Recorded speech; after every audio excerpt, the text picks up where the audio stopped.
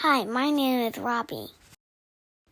I have my canvas board and my dinosaur stickers. I have 3 spray bottles with paint in them. Blue, orange, and green.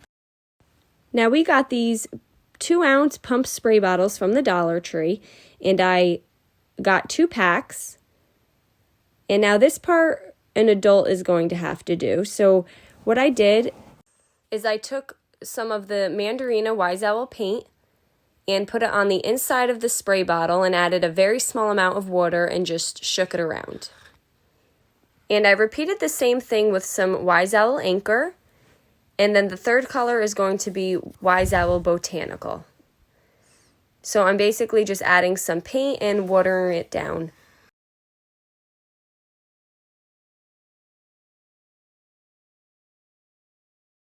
I have my dinosaur sticker. I'm going to place it on my canvas.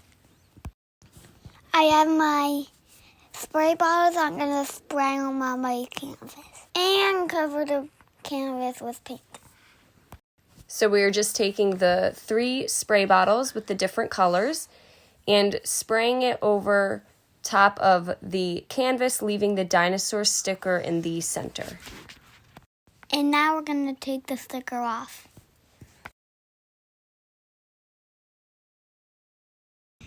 Hi, I'm Ian.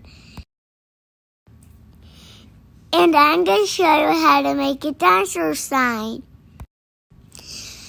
And mine will have dinosaur footprints. And I'm spraying paint on my dinosaur sign.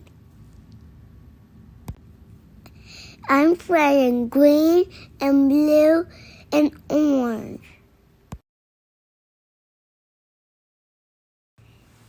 And I'm gonna peel my dinosaur stickers.